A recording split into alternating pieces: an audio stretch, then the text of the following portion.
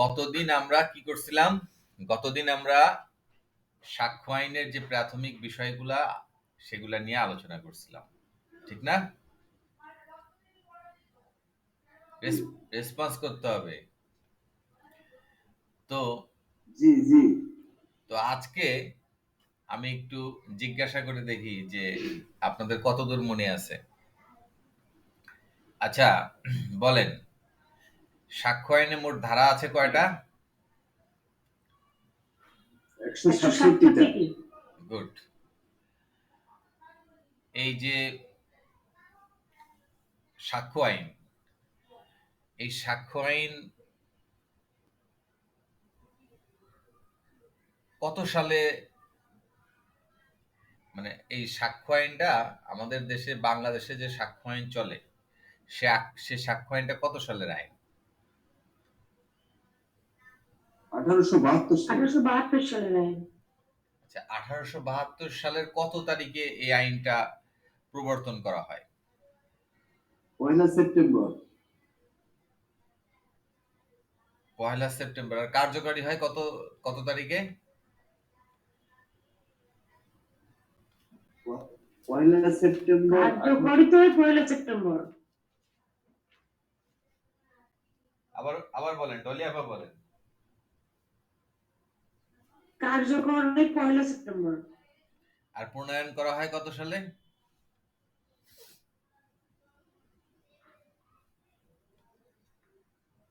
প্রণয়ন করা হয় কত সালে? 15ই মার্চ। 71 সালে।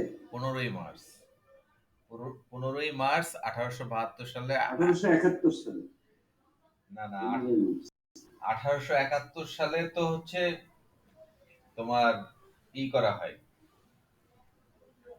1871 সালে হচ্ছে যে স্যার জেমস স্টিফেন এই সাক্ষ্য আইনের খসড়া প্রস্তুত করে। এই যে সাক্ষ্য আইন,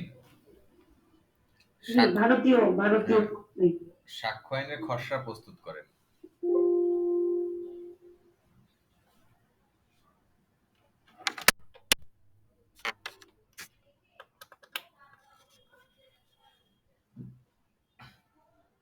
আচ্ছা, তো সাক্ষ্য আইনের জনক বলা হয় কাকে? স্যার জেমস স্টিফেনকে। স্যার জেমস স্টিফেনকে বলা হয় সাক্ষ্য আইনের জনক। সাক্ষ্য আইন 1800, হ্যাঁ, সাক্ষ্য আইন 1872 সালের কত নম্বর আইন? 1 নম্বর আইন। 1 নম্বর আইন। আচ্ছা, সাক্ষ্য আইনের মূলনীতি আছে কয়টা?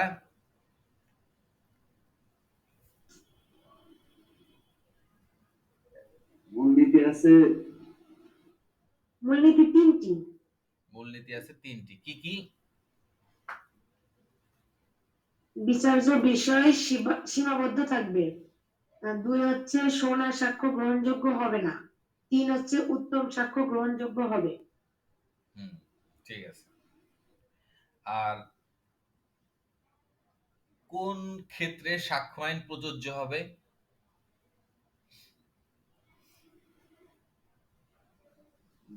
বিচারিক ক্ষেত্রে। দেওয়ানি ও ফৌজদারি, দেওয়ানি ও ফৌজদারি উভয় ক্ষেত্রেই সাক্ষ্য আইন প্রয়োগ করা যাবে। আর সাক্ষ্য আইন প্রয়োগ করা যাবে না কোথায়? সেনাবাহিনী আইন, নৌবাহিনী আইন, তারপর হচ্ছে বিমান বাহিনী আইন, সালিশ, হ্যাঁ ঠিকই আছে। এখন অত ফর্মালিটিস মেইনটেইন করে মুখস্থ করলে মনে থাকবে না। হ্যাঁ, যেটা সহজে মনে থাকবে সেভাবে মনে করতে হবে। ওই নৌ শৃঙ্খলা বাহিনী মানে নৌ শৃঙ্খলা, আদালতের হলফনামা, আদালতের হলফনামা আর সালিশ।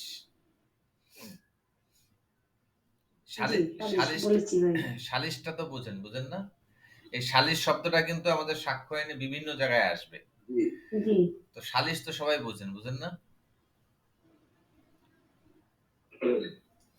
হ্যাঁ, সালিশ আমাদের সাক্ষ্য আইন যেরকম একটা আইন, আবার সালিশ আইন আছে 2001 সালের সালিশ 2001 সালের সালিসি আইন আছে একটা, ঠিক আছে? ওই সালিসি আইন চলে হচ্ছে ওই সালিসি আইনের মধ্যে বর্ণিত বিধান সাপেক্ষে। সাক্ষ্য আইনে বর্ণিত বিধান সাপেক্ষে সালিসি কার্যক্রম পরিচালিত হয় না।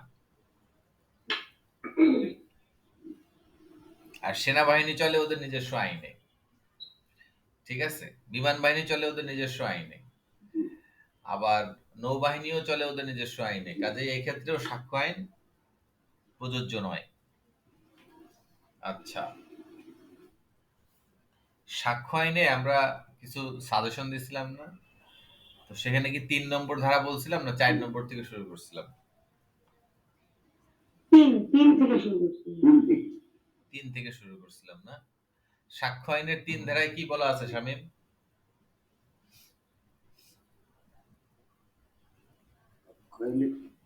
তিন ধারায় কি বলা আছে ভাই? আদালত সম্পর্কে বলা আছে। ডলিয়াপা, সাক্ষ্য আইনের 3 ধারায় কি বলা আছে? সাক্ষ্য আইনের 3 ধারায় বলা আছে ব্যাখ্যার অনুচ্ছেদ। হ্যাঁ, ব্যাখ্যার অনুচ্ছেদ।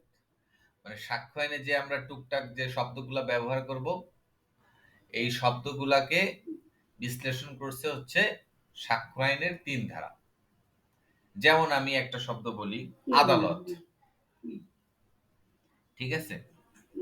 আদালত হচ্ছে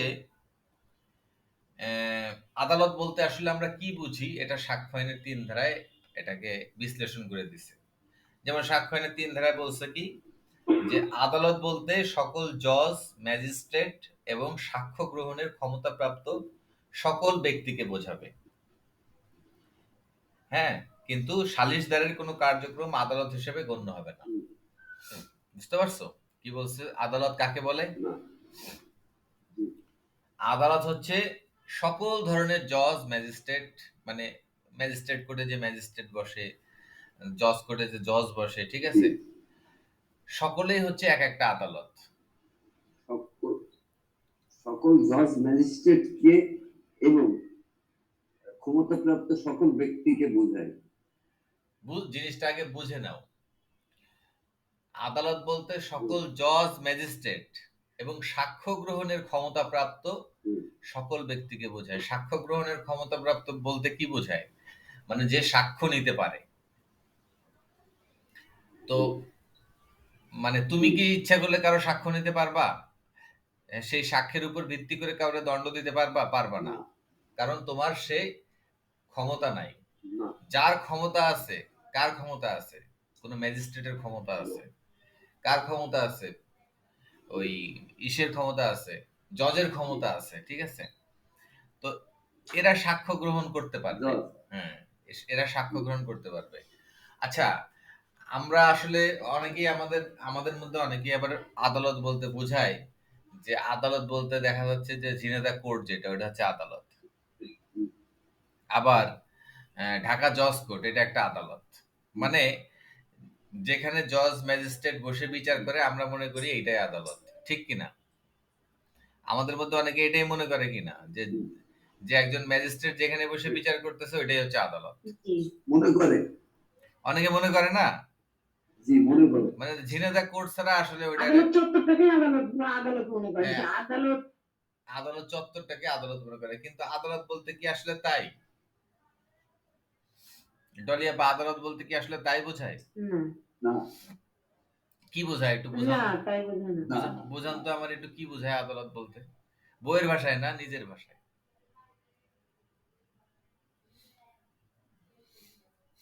পারবেন? আদালত বলতে আদালতের কার্যক্রম পরিচালনা যিনি করেন,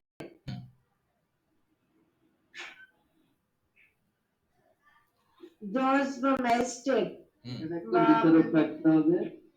জি, কর্মকর্তা কর্মচারীগণ আছেন।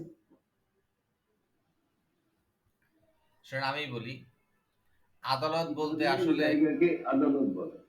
হ্যাঁ, আদালত বলতে আসলে কি, একজন ম্যাজিস্ট্রেট রাত 3টার সময় সে নিজের ঘরে শুয়েছিল। এমত অবস্থায় একটা গুরুত্বপূর্ণ মামলার রায় দিতে হবে, ঠিক আছে? ধরেন একটা গুরুত্বপূর্ণ মামলার রায় দিতে হবে, তখন রাত 3টা বাজে। এখন ম্যাজিস্ট্রেট করলো কি, ওই লাইটটা জ্বালায়া মশারিটা উঁচু করে সিগনেচার করে দিল, ঠিক আছে, রায়ের যে শীট সেই শীটে সিগনেচার করে দিল। তাহলে ওই যে ম্যাজিস্ট্রেট যে রাত 3টার সময় ওই কাজটা যে করলো, ঠিক আছে, নিজের রুমের মধ্যে ঘরের মশারি উঁচা করে, তখন সেই পরিপ্রেক্ষিতে উনি হচ্ছে আদালত, ঠিক আছে। আমরা অনেক সময় দেখি যে মোটর সাইকেলে ওই যে মোবাইল চেকপোস্ট বসায় না, বিভিন্ন মোড়ে মোবাইল চেকপোস্ট বসায় না, তো ওই মোবাইল চেকপোস্টও কিন্তু একটা আদালত, ওটা হচ্ছে ভ্রাম্যমাণ আদালত, ওইটাকে বলা হয় হচ্ছে ভ্রাম্যমাণ আদালত, ঠিক আছে।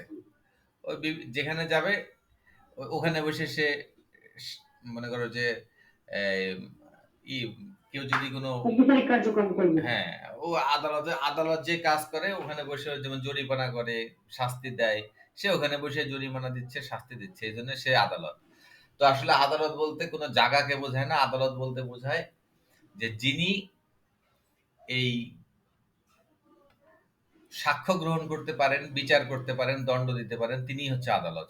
সে কোন জায়গায় বসে দিচ্ছে এটা কোনো ব্যাপার না, ঠিক আছে, সে যেখানে বসে দিক সেই জায়গাটাই হয়ে যাবে আদালত। আচ্ছা, তা আমাদের সাক্ষ্য আইনের তিন ধারায় আদালতের যে সংজ্ঞা দিছে তাতে বলছে যে আদালত বলতে সকল জজ, ম্যাজিস্ট্রেট এবং সাক্ষ্য গ্রহণের ক্ষমতাপ্রাপ্ত সকল ব্যক্তিকে বোঝাবে, ঠিক আছে। জিনিসটা মাথায় রাখেন, এটা অনেক সময় আসে, এই আদালতের সংজ্ঞাটা অনেক সময় আসে। সাক্ষ্য গ্রহণের ক্ষমতাপ্রাপ্ত সকল জজ ও ম্যাজিস্ট্রেটকেই বলা হয় আদালত, এক কথায়। আচ্ছা, সাক্ষ্য আইনের আরেকটা বিষয় হচ্ছে মানে আরেকটা শব্দের বিশ্লেষণ এখানে করছে তিন ধারায়, সেটা হচ্ছে বিচার্য বিষয়। বিচার্য বিষয় কি? বিচার্য বিষয় হচ্ছে যেই বিষয়ে বিচার করা হয়। যেমন ডলি আপা শামীমের বিরুদ্ধে নারী নির্যাতনের একটা মামলা করছে, তো এখানে বিচার্য বিষয় কি হবে?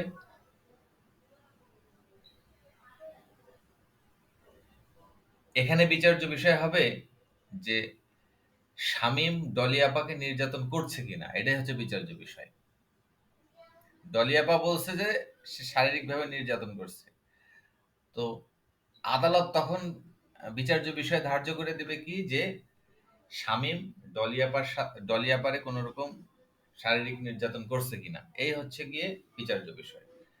তো বইয়ের ভাষায় বিচার্য বিষয় কি বলা হয়েছে? বিচার্য বিষয় বলতে মূলত বিবাদের বিষয়কে বোঝায়।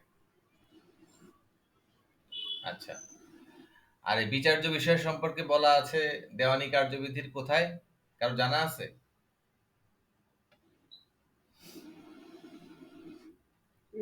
বিচার্য বিষয় পাচ্ছি, বিচার্য বিষয় সম্পর্কে বলা আছে দেওয়ানি কার্যবিধির 14 আদেশে। কত আদেশে? 14, হ্যাঁ, দেওয়ানি কার্যবিধি 14 আদেশে। সেখানে বলা আছে যে বাদী আরজিতে যে দাবি প্রার্থনা করে বিবাদী যদি তা স্পষ্টভাবে অস্বীকার করে তাহলে বিচার্য বিষয় বলে গণ্য হবে। ওই যে ঘটনা একই রকম, শামীম ডলিয়াপা দাবি করলো যে শামীম নির্যাতন করছে, ঠিক আছে, এখানে ডলিয়াপা হচ্ছে বাদী, আর শামীম অস্বীকার করলো যে না আমি তাকে কোন রকম নির্যাতন করি নাই, তাহলে শামীম হচ্ছে বিবাদী। এই যে বাদী যেটা বললো বিবাদী অস্বীকার করলো, অস্বীকার করার কারণে বিচার্য বিষয়ের উদ্ভব হলো কি যে শামীম ডলিকে নির্যাতন করছে কিনা, এটা হচ্ছে বিচার্য বিষয়। তো বিচার্য বিষয় সম্পর্কে বলা আছে কোথায় কোথায়? তাইলে বলা আছে সাক্ষ্য আইনের 3 ধারায়, আর বলা আছে দেওয়ানি কার্যবিধির 14 আদেশে, ঠিক আছে, মনে থাকবে। বিধি এক এটা বলা যাবে না? বিধি এক মনে রাখার দরকার নাই, অত ডিপে তো মনে রাখতে পারবো না। দেওয়ানি কার্যবিধির 14 আদেশ, এটা মনে রাখতে গেলেই মনে করো কি যে মাথা নষ্ট হয়ে যাবে, 2 দিন পরে জিজ্ঞেস করলে আর বলতে পারবো না। ঠিক আছে, এখন তার সাথে যদি বিধি একও মনে রাখতে যাও তাহলে সব গোলায় ফেলবা। আচ্ছা একদিন ঠিক পরে আছে। ভুলে যাবে, দুদিন আর লাগবে না ভাই। শুধু এটুকু মনে রাখো যে বিচার্য বিষয় সম্পর্কে বলা আছে সাক্ষ্য আইনের 3 ধারায় যে ব্যাখ্যামূলক অনুচ্ছেদ আছে সেখানে, আর বলা আছে দেওয়ানি কার্যবিধির 14 আদেশে। ঠিক আছে, আচ্ছা, তাহলে আমরা আদালত শিখলাম, বিচার্য বিষয় শিখলাম, এখন আমরা শিখব কি তথ্য ও ঘটনা। তথ্য ও ঘটনা বলতে আসলে কি বোঝায়? এমন কোনো ঘটনা বা তথ্য যা ঘটেছে বা বিদ্যমান ছিল বলে জানা যায়। ঠিক আছে, তথ্য বা ঘটনা সম্পর্কে কেউ বলতে পারবা কিছু? তথ্য বা ঘটনাটা কি?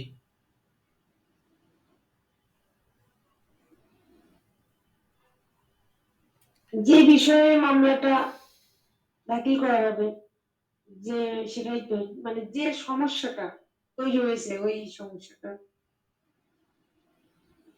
হুম, একটা মামলার দুইটা জিনিস থাকে, একটা তথ্যগত, একটা আইনগত। কয়টা জিনিস থাকে? দুইটা। একটা হচ্ছে তথ্যগত, একটা হচ্ছে দুইটা। আইনগত। তথ্যগত জিনিস কোনটা? তথ্যগত জিনিস হচ্ছে যে শামীমের বিরুদ্ধে একটা খুনের অভিযোগ করা হয়েছে, শামীম এক্স ওয়াই জেড যে কাউকে খুন করছে।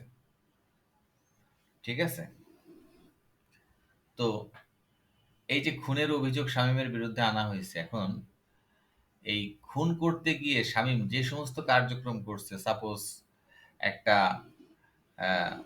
পিস্তল কিনছে, পিস্তল কার কাছ থেকে কিনছে, তারপরে পিস্তল দেখা যাচ্ছে যারা খুন করছে তার মাথায় ঠেকাইছে, মাথায় ঠেকায় গুলি করছে, দেখা যাচ্ছে 3টা গুলি করছে না 2টা গুলি করছে। এই যে বিভিন্ন জিনিসগুলো, এইগুলাকে বলা হয় হচ্ছে তথ্য বা ঘটনা। এবং এটা হচ্ছে তথ্য বা ঘটনা, মানে একটা মামলার তথ্য বা ঘটনা হচ্ছে এগুলাই, সোজা কথায়। আর আইনগত দিক কি মামলার? যে শামীমের বিরুদ্ধে 302 ধারায় একটা খুনের মামলা করা হয়েছে, যার শাস্তি হচ্ছে, সর্বোচ্চ শাস্তি হচ্ছে কি মৃত্যুদণ্ড। এইটাই হচ্ছে একটা মামলার আইনগত দিক। ঠিক আছে, এবং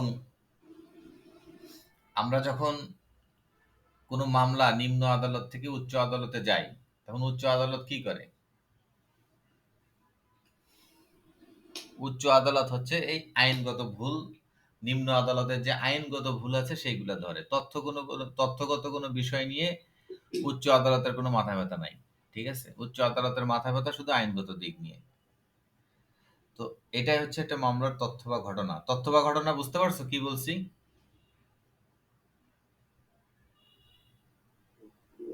ঘটনা, হ্যাঁ বুঝছি।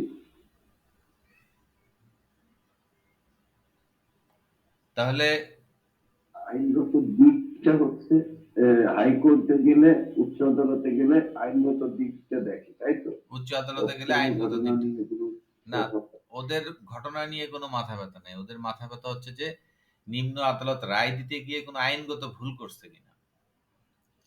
আর তথ্যগত বিষয় নিম্ন আদালত দেখে বেশি সেন্টিমেন্টাল হয়ে, অনেক সময় দেখবা কি যে নুসরাত হত্যা মামলায় 16 জনের ফাঁসি দিয়ে দিছে, তো উচ্চ আদালতে যাবা দেখবা কি যে একটারও ফাঁসি হবে না। বিশ্বজিৎ হত্যাকাণ্ডের ফাঁসি দিছে, ঠিক আছে, হত্যাকারীর, তো একটারও ফাঁসি হয়েছে? আজ পর্যন্ত শুনছো যে কারো ফাঁসি হয়েছে? তো উচ্চ আদালতে গেলে ওরা অনেক চিন্তা ভাবনা করে আর কি, মানে বিভিন্ন জিনিস দেখে। আর নিম্ন আদালত একটু বেশি আবেগপ্রবণ হয়ে রায় দিয়ে দেয়। তো যাক, তথ্য বা ঘটনা কি আমরা সেটা জানলাম, আর বিচার্য বিষয় জানলাম, আদালত জানলাম। ঠিক আছে, এটা হচ্ছে 3 ধারায়। মোটামুটি আরো বেশ কিছু জিনিস আছে, তো এই গুরুত্বপূর্ণ হচ্ছে এই 3টাই: বিচার্য বিষয়, আরেকটা হচ্ছে আদালত, আর হচ্ছে তথ্য বা ঘটনা। ঠিক আছে, এই তিনটা জিনিসই আছে। আর আরো কিছু আছে, কিন্তু এগুলা তেমন একটা গুরুত্বপূর্ণ না। যেমন প্রমাণিত আছে, মিথ্যা প্রমাণিত, অপ্রমাণিত। কোন বিষয় যখন প্রমাণিত হয় সেটাকে বলা হয় প্রমাণিত, আর যখন মিথ্যা প্রমাণ হয় তখন সেটা মিথ্যা প্রমাণিত। আর যখন কোনো বিষয় যখন প্রমাণিত বা মিথ্যা প্রমাণিত কোনোটাই হয় না, তাকে বলা হয় অপ্রমাণিত। ঠিক আছে, তো এইগুলা তো আমরা জানি যে প্রমাণিত, অপ্রমাণিত, মিথ্যা প্রমাণিত, এগুলা নিয়ে আলোচনা করার কিছু নাই। আমাদের দেওয়ানি এই সাক্ষ্য আইনের ৪ ধারায় বলছে কি, অনুমান সম্পর্কে। অনুমান সম্পর্কে, অনুমানের ইংলিশ শব্দটা কি? প্রিজাম্পশন। প্রিজাম্পশন। ঠিক আছে, ইংলিশ ইংলিশ ওয়ার্ডটা মাথায় মুখস্থ রাখতে হবে। কি প্রিজাম্পশন। হুম, শামীম কি হবে ইংলিশটা? প্রিজাম্পশন। প্রিজাম্পশন। তো অনুমান কি?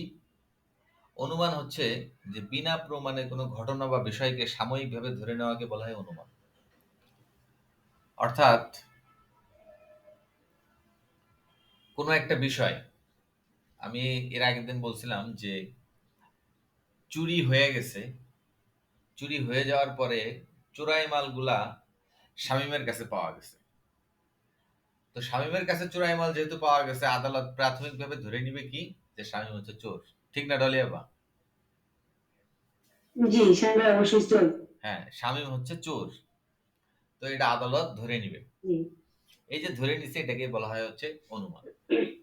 ঠিক আছে, তো এই যে অনুমান, এই অনুমান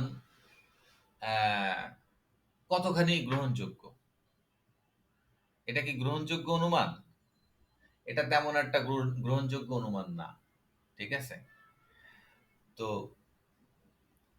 এটা আদালত ইচ্ছা করলে ধরতেও পারে, নাও পারে। তো যেহেতু আদালত ইচ্ছা করলে ধরতেও পারে, নাও পারে, আদালতের একটা বিবেচনামূলক ক্ষমতা।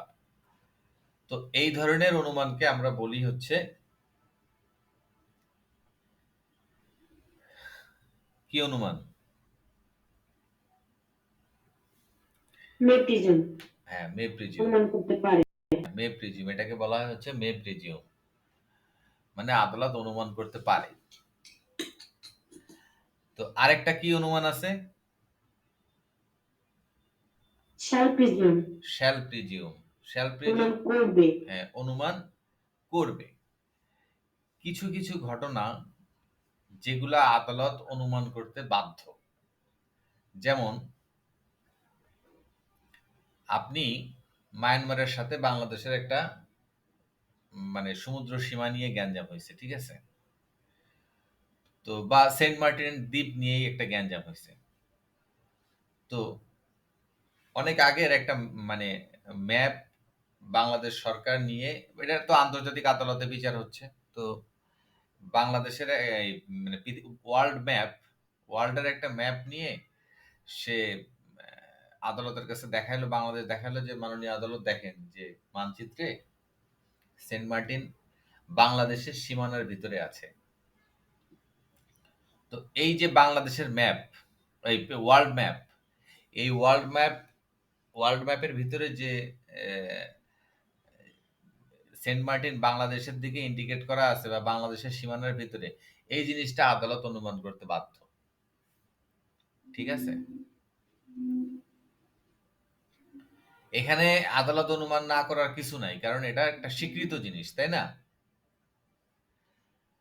যে সবাই জানে এবং সর্বজন স্বীকৃত, এই জিনিসটা আদালত অনুমান করতে বাধ্য। এটা হচ্ছে আদালতের একটা বাধ্যতামূলক কি, আদালতের জন্য এটা হচ্ছে বাধ্যতামূলক। আর আগে যেটা বলছি যে মে প্রিজিউম, মানে অনুমান করতেও পারে। এখন আদালত যদি মনে করে যে শামীমের কাছে চোরাই মাল পাওয়া গেছে, শামীমকে চোরাই মাল পাইলেই তো ওকে চোর বলা যাবে না, ওকে আমরা চোর বলবো না, তাইলেও আদালত সেটাও করতে পারে। এখানে আদালতকে বাধ্য করা হয় না। ঠিক আছে,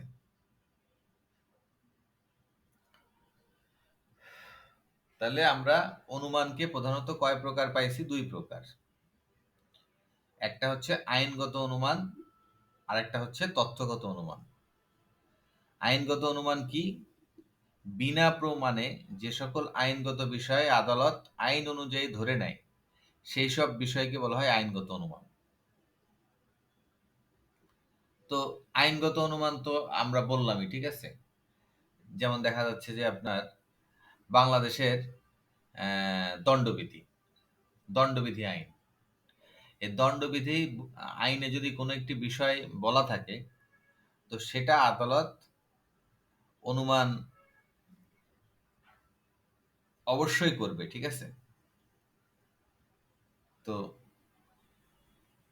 এখানে এটা আদালতের জন্য বাধ্যতামূলক, এটা হচ্ছে আইনগত অনুমান। আর তথ্যগত অনুমান কি? বিনা প্রমাণে যে সকল তথ্যগত বিষয় আদালত আইন অনুযায়ী ধরে নিতে পারে তাকে তথ্যগত অনুমান বলে।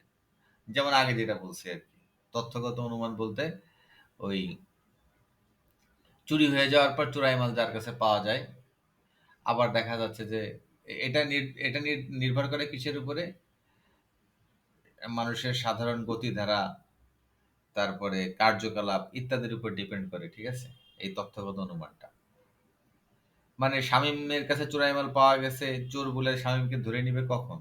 যখন তার গতিবিধি সন্দেহমূলক মনে হবে, ঠিক আছে। এই সন্দেহমূলক গতিবিধি থেকে আদালত ধরে নেয় যে শামীম চোর, ঠিক আছে।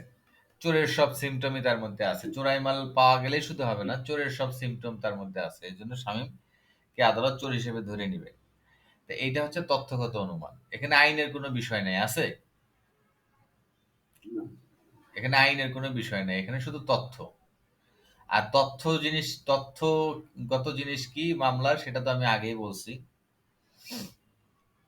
আর আইনগত অনুমান কি? আইনে যে অনুমানটা আইনগত মানে আইনের পদ্ধতি অনুসরণ করে করা হয় বা কোনো আইনগত বিষয় নিয়ে অনুমান করা হয়, ঠিক আছে, সেই ধরনের অনুমান হচ্ছে আইনগত অনুমান। আবার সাক্ষ্য আইনে অনুমানকে সাধারণত 3 ভাগে ভাগ করা যায়। একটা হচ্ছে আদালত অনুমান করতে পারে, মানে মে প্রিজিউম। আরেকটা হচ্ছে আদালত অনুমান করবে, শ্যাল প্রিজিউম। তাহলে শ্যাল প্রিজিউম কি? আদালতের জন্য বাধ্যতামূলক। আর মে প্রিজিউম কি শামীম? আদালতের জন্য মে প্রিজিউমটা কি? মানে বিবেচনামূলক। বিবেচনামূলক। মে প্রিজিউমটা হচ্ছে বিবেচনামূলক। আর শ্যাল প্রিজিউমটা কি শামীম? শ্যাল প্রিজিউম বাধ্যতামূলক। হ্যাঁ, বাধ্যতামূলক। বাধ্যতামূলক। বাধ্যতামূলক। হ্যাঁ, আরেকটা আছে চূড়ান্ত প্রমাণ, ঠিক আছে, যেটার কোনো প্রমাণ করার কিছুই দরকার নাই, খণ্ডন করার দরকার নাই, কিছুই করার দরকার নেই, সেটা আদালতের সামনে উপস্থাপন করলে আদালত এটাকেই চূড়ান্ত প্রমাণ হিসেবে ধরে নিবে। চূড়ান্ত প্রমাণের একটা উদাহরণ কি? যে স্বামী আর স্ত্রীর মধ্যে যে সম্পর্ক, এই সম্পর্কের প্রমাণ করার জন্যে যদি সন্তানকে উপস্থাপন করে, ঠিক আছে, মানে সন্তানের জন্ম হয়, তো সন্তানের জন্ম হইলেই স্বামী স্ত্রীর বৈধতার চূড়ান্ত প্রমাণ পাওয়া যাবে। এটা হচ্ছে গিয়ে তোমার সাক্ষ্য আইনের 112 ধারায় বলছে। তো এটা একটা চূড়ান্ত প্রমাণ। মনে করো কি যে আদালতে গেছে, বাপ মার মধ্যে কোনো রিলেশন আছে কিনা, বৈবাহিক কোনো সম্পর্ক আছে কিনা, এই বিষয়ে যদি কেউ মামলা করে, তো সন্তান যদি গিয়ে মা করে ডাক দেয়, ঠিক আছে, আর বাবা করে ডাক দেয়, তাহলে এর থেকে বড় প্রমাণ তো আর কিছু নাই, আছে, যে তারা স্বামী স্ত্রী। এইটাই হচ্ছে গিয়ে চূড়ান্ত প্রমাণ। তাহলে কোনো বিয়েকে যদি অস্বীকার করে, হ্যাঁ, সেই ক্ষেত্রে ওই বাচ্চা থাকলে সেটা বিয়েটা স্বীকৃত হয়ে যায়। হ্যাঁ, তারা নতুন কোনো বিয়ের কাবিন পত্র এখানে আদালত বলবে না যে প্রমাণ করে দেখো, ঠিক আছে, বলবে না যে তোমার এভিডেন্স কি, টিভিডেন্স জিজ্ঞেস করবে না, ওই সন্তানই তার হচ্ছে যে ওই বিবাহের এভিডেন্স। তাহলে সাক্ষ্য আইনে অনুমানকে প্রধানত 2 ভাগে ভাগ করা যায়, একটা হচ্ছে আইনগত অনুমান, একটা তথ্যগত অনুমান। আর ইন জেনারেলি অনুমান হচ্ছে 3 প্রকার। কি কি? একটা হচ্ছে মে প্রিজিউম, একটা শ্যাল প্রিজিউম, আর একটা হচ্ছে মে প্রিজিউম, শ্যাল প্রিজিউম, আর একটা হচ্ছে উইল প্রিজিউম, তাই না? Conclusive proof. Sorry, conclusive. Conclusive proof. হ্যাঁ, কনক্লুসিভ প্রুফ মানে চূড়ান্ত প্রমাণ। চূড়ান্ত প্রমাণ, জি। তাহলে সাক্ষ্য আইনে আমাদের এই 3 ধরনের অনুমান আছে। কোনটা কি ধরনের অনুমান তা আমরা মোটামুটি দেখলাম।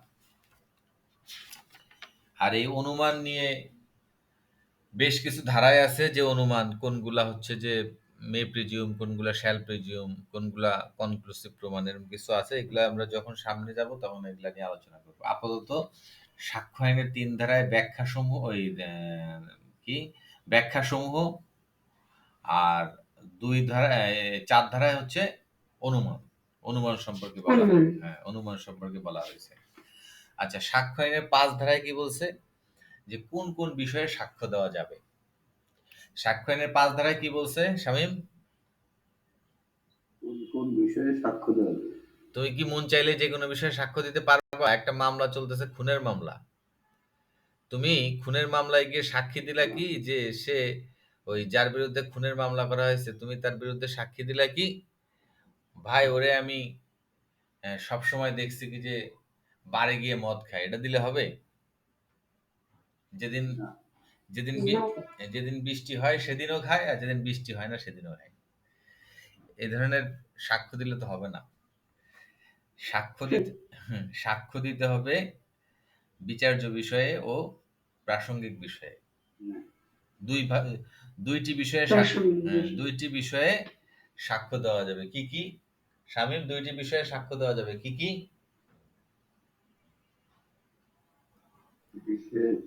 প্রাসঙ্গিক বিষয়, আরেকটা আরেকটা হচ্ছে ঘটনা সম্পর্কিত বিষয়। একটা হচ্ছে বিচার্য বিষয়, একটা হচ্ছে বিচার্য বিষয়, আর একটা হচ্ছে প্রাসঙ্গিক বিষয়। বিচার্য বিষয় কি? বিচার্য বিষয় হচ্ছে যেই বিষয়ে বিচার করা হয় সেটাই হচ্ছে বিচার্য বিষয়। তো যেই বিষয়ে বিচার করা হয় সেই বিষয়ে সাক্ষ্য দিতে হবে। আরেকটা কোন বিষয়ে সাক্ষ্য দেওয়া যাবে?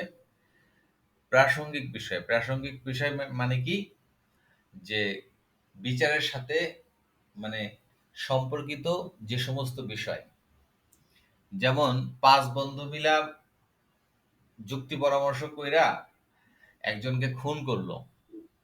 তো খুনের সময় তারা ষড়যন্ত্র করছিল বা সলা পরামর্শ করছিল শামীমের বাড়িতে বইসা, ঠিক আছে? তখন একজন সাক্ষী এসে সাক্ষ্য দিচ্ছে যে মহামান্য আদালত, আমি দেখছি ওই 5 বন্ধু মিলা শামীমের বাসায় বসেছিল, ঠিক আছে? তখন এটা হচ্ছে প্রাসঙ্গিক বিষয়। এটা কিন্তু সরাসরি বলে না যে তারা খুন করছে, সে বলছে শামীমের বাসায় বসেছিল। এখন প্রতিপক্ষের বিজ্ঞ আইনজীবী এসে অপোজ দিতে পারবে না যে সে অপ্রাসঙ্গিক কথা বলতেছে। তখন মানে যার সাক্ষী সে বলবে কি যে না, মহামান্য আদালত, এটা মামলার সাথে সম্পর্কিত। কারণ তারা যে ওই ঘরে বসেছিল, ওই ঘরে বসে তারা ষড়যন্ত্র পাকা মানে যুক্তি পরামর্শ করতেছিল যে কিভাবে মারবে না মারবে, এই জন্য ওইটাও প্রাসঙ্গিক, ঠিক আছে? আর একজনে আইসা বলল কি যে মহামান্য আদালত, আমি তাকে দেখছি যে ছুরি দিয়ে খুন করছে বা পিস্তল দিয়ে গুলি করে তাকে খুন করছে। এটা হচ্ছে বিচার্য বিষয়ের সাথে, এটা হচ্ছে বিচার্য বিষয়। আর আর আর বিচার্য বিষয়ের সাথে সম্পর্কিত যেসব বিষয় তাকে বলা হয় প্রাসঙ্গিক বিষয়। বিচার্য বিষয়ের ইংলিশটা মাথায় রাখবা, ফ্যাক্ট ইন ইস্যু। আর প্রাসঙ্গিক বিষয়ের ইংলিশটা হচ্ছে রিলিভেন্ট ফ্যাক্ট। আচ্ছা, তাহলে সাক্ষ্য আইনের 5 ধারায় আমরা পড়লাম যে দুই বিষয়ে সাক্ষ্য দেওয়া যাবে। একটা হচ্ছে বিচার্য বিষয় বা ফ্যাক্ট ইন ইস্যু, আর একটা হচ্ছে প্রাসঙ্গিক বিষয় বা রিলেভেন্ট ফ্যাক্ট। আর বিচার্য বিষয় কি সেটা তো আমি আগেই বলছি। বিচার্য বিষয় হচ্ছে বাদী আর্জিতে যে বিষয়ে প্রতিকার প্রার্থনা করে, আর বিবাদী তার লিখিত জবাবে যদি তা অস্বীকার করে, এরূপ অবস্থায় বিচার্য বিষয়ের উদ্ভব হয়। মানে ডলি আপা শামীমের বিরুদ্ধে অভিযোগ করছে নারী নির্যাতনের, আর শামীম যে জবাব দিছে সেখানে বলছে কি না, আমি তার সাথে তাকে আমি কোন রকম নির্যাতনই করি নাই। এই যে অস্বীকার করছে, এই এই একজনে বলছে আর একজনে অস্বীকার করছে, করার কারণে বিচার্য বিষয়ের উদ্ভব হয়েছে। বিচার্য বিষয় প্রধানত কয় প্রকার? দুই প্রকার। একটা হচ্ছে তথ্য সংক্রান্ত, একটা হচ্ছে আইন সংক্রান্ত। তথ্য সংক্রান্ত কি, এটা আমি আগেই বলছি যে কোনো একটা খুন হইতে গেলে যে সমস্ত ঘটনাগুলা ঘটছে এগুলা হচ্ছে ঘটনা বা তথ্য, আর এর সাথে আইনগত যে সকল বিষয় জড়িত সেগুলা হচ্ছে আইন সংক্রান্ত বিচার্য বিষয়। তাহলে বিচার্য বিষয় দুই প্রকার, একটা হচ্ছে তথ্য সংক্রান্ত, একটা আইন সংক্রান্ত। প্রশ্ন হইতে পারে যে সাক্ষ্য আইনের 5 ধারার বিধান মতে কয় ভাবে সাক্ষ্য দেওয়া যেতে পারে? ঠিক আছে, দুই ভাবে সাক্ষ্য দেওয়া যেতে পারে। এটা একটা ইম্পর্টেন্ট প্রশ্ন, স্টার দিয়ে রাখেন। ঠিক আছে, 5 ধারাটা। তবে ইংলিশটা 100% মাথায় রাখতে হবে, কারণ অনেক সময় এমসিকিউতে লিখে দিবে যে what is fact in issue. তো fact in issue, what is fact in issue বললে তখন নিচে আবার 4টাই দিবে ইংলিশে। তো আপনি যদি ফ্যাক্ট ইন ইস্যু মানে বিচার্য বিষয় জিনিসটা যদি আপনার মাথায় থাকে, তাহলে আপনি দেখলে বুঝতে পারবেন। আর যদি ফ্যাক্ট ইন ইস্যু মানে বিচার্য বিষয় এই জিনিসটা যদি মাথায় না থাকে, তাহলে ওই গত এমসিকিউতে তো এরকম প্রশ্ন করছিল। ঠিক আছে, ইংলিশ বাংলা সংমিশ্রণ করে দিছিল, অনেকে বুঝতে পারে নাই ইংলিশের। অনেকে ইংলিশ বাংলা জানে কিন্তু ইংলিশটা জানে না। ঠিক আছে, এই কারণে ধরা খেয়ে গেছে। আচ্ছা, তাহলে সাক্ষ্য আইনে আচ্ছা, মোকদ্দমার বিচার্য বিষয়ের সাথে সম্পর্কিত বিষয়কে কি বলে? শামীম, বিচার্য বিষয়ের সাথে সম্পর্কিত বিষয়কে কি বলে?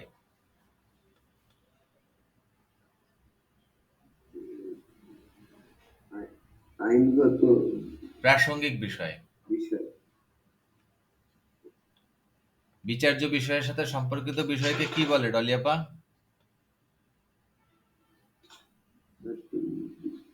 প্রাসঙ্গিক বিষয়। প্রাসঙ্গিক বিষয়। সাক্ষ্য আইনে আমাদেরকে এই দুইটা জিনিসই শুধু মাথায় রাখতে হবে, একটা কি বিচার্য বিষয়, আরেকটা কি প্রাসঙ্গিক বিষয়। প্রাসঙ্গিক বিষয়। কয়টা জিনিস মাথায় রাখতে হবে? দুইটা জিনিস কি? একটা হচ্ছে বিচার্য বিষয়, একটা হচ্ছে প্রাসঙ্গিক বিষয়। বিচার্য বিষয় আর একটা হচ্ছে প্রাসঙ্গিক বিষয়। আর দুইটা জিনিস মাথায় রাখতে হবে, একটা হচ্ছে তথ্যগত, একটা হচ্ছে আইনগত। একটা কি তথ্যগত, আর একটা হচ্ছে আইনগত। আচ্ছা, তাহলে আচ্ছা শামীম বলো তো, বিচার্য বিষয় কাকে বলে? ঝটপট ঝটপট। বিষয় যে বিষয়ে আইনগত প্রাসঙ্গিক কোন ঘটনা ঘটে তাকে বিচার্য বিষয় বলে। তুমি না বুঝে, তোমার তো বইয়ের ভাষায় বলতে বলি না, তুমি তোমাকে নিজের ভাষায় বুঝাই বলতে বলছি। আমি নিজের ভাষায় বলেছি। হয়নি। ডলিয়াপা বলেন তো। আছে কিনা আমি জানি না। দেওয়ানি আদালতের মোকদ্দমায় এক পক্ষ দাবি করে অন্য পক্ষ অস্বীকার করে, এটা হচ্ছে বিচার্য বিষয়। হ্যাঁ, উদাহরণ দিয়ে বুঝাই দেন।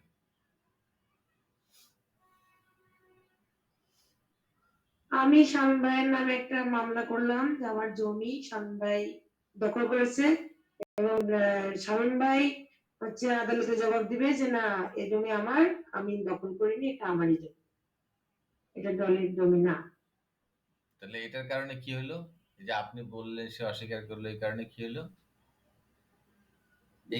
এটা হচ্ছে বিচার্য বিষয় উদ্ভব হলো। বিচার্য বিষয়ের উদ্ভব। তাহলে এখানে বিচার্য বিষয়টা কি হবে? বিচার্য বিষয় হবে জমি সংক্রান্ত, দখল। বিচার্য বিষয় হচ্ছে যে জমি, শামীম আপনার জমি দখল করছে কিনা। এটা হচ্ছে বিচার্য বিষয়। করছে কিনা। হ্যাঁ, আপনারা যখন রিটেন পরীক্ষা দিবেন তখন তো আপনার যখন মামলার ড্রাফটিং লিখতে হবে, ওই ড্রাফটিং লেখার সময় তো বিচার্য বিষয় লিখে দিতে হয় না মামলা? তখন তো বিচার্য বিষয় আপনাদের ক্রিমিনাল কোর্টে বিচার্য বিষয় লিখতে হয় না? তো এই বিচার্য বিষয়টা হচ্ছে যে এইটা।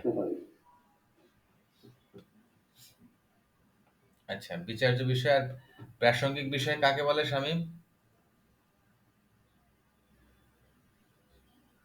আচ্ছা, ঘটনার সাথে সম্পৃক্ত হ্যাঁ, কোনো ঘটনাকে প্রাসঙ্গিক বিষয় বলে। হ্যাঁ, সম্পর্কিত, প্রাসঙ্গিক, কোনো ঘটনার সাথে সম্পর্কিত, বিচার্য বিষয়ের সাথে সম্পর্কিত, মানে সম্পর্ক থাকতে হবে তার। জি। আচ্ছা, ঘটনার সাথে প্রাসঙ্গিক সকল বিষয়ই প্রাসঙ্গিক। হ্যাঁ, সকল বিষয়ে প্রাসঙ্গিক। যেমন যেমন প্রাসঙ্গিক বিষয়ের উদাহরণ দেওয়া আছে কততে? 6 ধারায় উদাহরণ দেওয়া আছে। যেমন হচ্ছে 6 ধারায় কি বলা আছে? যে সকল ঘটনা একই কার্যের অংশ সেগুলো প্রাসঙ্গিক। ঠিক আছে? যে সকল ঘটনা একই কার্যের অংশ সেগুলো প্রাসঙ্গিক। যেমন কি? যেমন আহ, নুসরাত হত্যা মামলায় নুসরাতকে আগুন দিয়ে পুড়াইবার আগে যত কার্যক্রম হয়েছে, সলা পরামর্শ হয়েছে, তারপরে ওই কেরোসিন জোগাড় করছে, কেরোসিন জোগাড় করতে গিয়ে এক দোকানে গেছে, তারপরে সেই কি বলে ওই ই করছে, তারপরে যে ওকে ডাইকে নিয়ে আসছে ক্লাসরুম থেকে, তারপরে একজন দাঁড়ায় ছিল ওই যে ইসের মাদ্রাসার গেটের কাছে, দুইজন উপরে গেছে, একজন ডাইকে পাঠাইছে, যে সমস্ত ঘটনা। মূল ঘটনা কি? নুসরাতরে আগুন দিয়ে পুড়াইছে, ঠিক আছে, ওইটুক তো মূল ঘটনা, তাই না?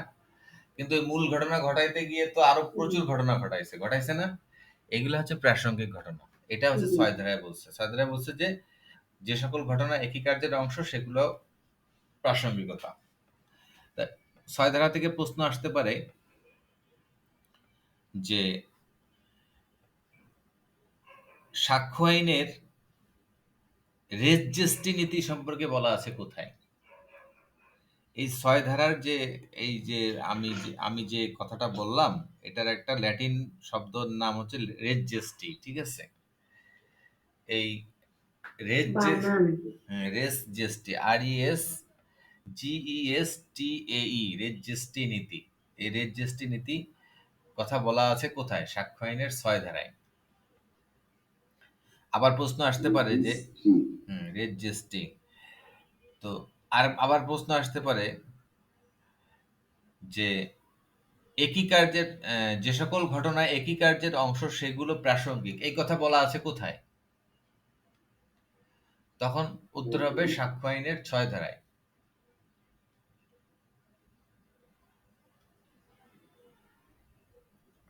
ঠিক আছে? আচ্ছা, এই জন্য ধারাগুলা মুখস্থ রাখতে হবে, ঠিক আছে? ধারাগুলা একদম টনটনা মুখস্থ করতে হবে সাক্ষ্য আইনে। আবার সাক্ষ্য আইনের 7 ধারায় কি বলছে? যে সকল ঘটনা বিচার্য ঘটনার উপলক্ষ, কারণ বা পরিণাম, মানে একটা খুনের ঘটনা ঘটার আগে, ঠিক আছে, একটা খুনের ঘটনা ঘটার আগে যে সকল ঘটনা ঘটছিল, ওই খুনকে সহযোগ মানে খুনের সাথে রিলেটেড যে সকল ঘটনা ঘটছে, এবং খুন করার পরে যে সমস্ত ঘটনাগুলো ঘটছে, সে সবগুলাই প্রাসঙ্গিক। এটা বলছে সাক্ষ্য আইনের 7 ধারায়। আর সাক্ষ্য আইনের 8 ধারায় বলছে কি? উদ্দেশ্য, প্রস্তুতি এবং পূর্ববর্তী ও পরবর্তী আচরণ। এগুলা ধারা দেখলেই বোঝা যায়, ঠিক আছে? এইগুলা একটু মুখস্থ রাখতে হবে। এগুলার তেমন কোনো ভিতরে কোনো প্রশ্ন নাই। এটার যদি প্রশ্ন আসে, হুম, আমরা পড়বো না। আচ্ছা,